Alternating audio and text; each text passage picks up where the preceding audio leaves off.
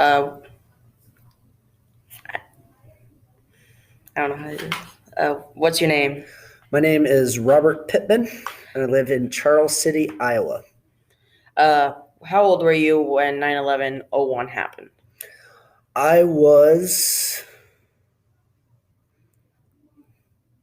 I was 24. Where did you live at that time? At that time, I was living on an Army Department of Defense base in High Wycombe, England, which was about 30 minutes by train outside of London, and I was doing my student teaching at a boarding school for military, the children of military or people in the military. Where do you live now, and where are you employed? As I said earlier, I work at Charles City High School as a social studies teacher, and then I live here in town. Where were you when you heard the news on the 9/11 attacks? That was kind of interesting due to the time difference between England and America. It was actually in the afternoon, and the last class of the day got done.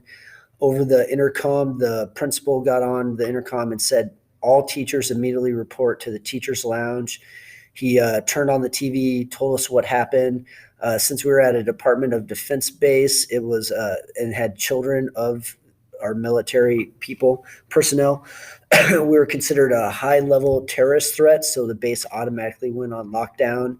And for the next week, the kids had to stay in their dormitories. And I was basically like the dorm mother for a floor. And so I took care of those kids for a week, and they couldn't contact their parents. There was many kids that I helped, like they cried it out with me, all those different kinds of things. What is your strongest memory from that day? From that day, seeing the stuff in the teacher's lounge, the Twin Towers falling down, that was huge. My strongest memory of that time period was hopping into a taxi cab with a guy from Pakistan as the driver, and him and I both looking at each other with suspicion. And I've always been really open to people, and that was one of the few times that I was very guarded. Um, what kinds of changes have you noticed in the USA since those attacks?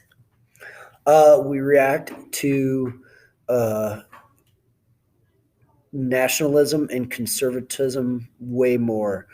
Uh, before those attacks, would somebody go out and find a Muslim and beat them up? No. A Muslim American and beat them up? No. I'd like to point out, like in Michigan, there was a guy who was an idiot who went to a Sikh temple, and the Sikhs are a group of people from northwestern India and northeastern Pakistan, and started shooting them up. And he said, because I thought they wore turbans, they were from the Middle East. People in the Middle East don't actually wear turbans. They wear a different outfit. I forget the name of it for the people who are Sikhs wear turbans. And we react to those kind of things more. We play to fear rather than playing to the goodness of people. Um, what were you doing when the planes hit the tower when 9/11 happened? Like, in more detail. I was, as I said, I was teaching, and I believe I was actually teaching American history when it would have happened. Then right away after that, we were in the teachers' lounge, and then immediately after that, uh, I had to go to the dorm floor that I lived on, and I took all the kids into the main kind of lounge for the dorm. We had the TV on. Cell phones had just kind of gotten started. A couple of kids had cell phones, and we tried that. That didn't work. We used the one line that we had on the floor to try to call some of the kids' parents. That didn't work. I actually tried calling my mom, and that didn't happen. Um, and she was really worried about it because I think it took 2.5 days before I was able to get hold of her. Um, so it was just some things like that happened. Everybody had a little bit of fear. Everybody didn't have a little bit of fear.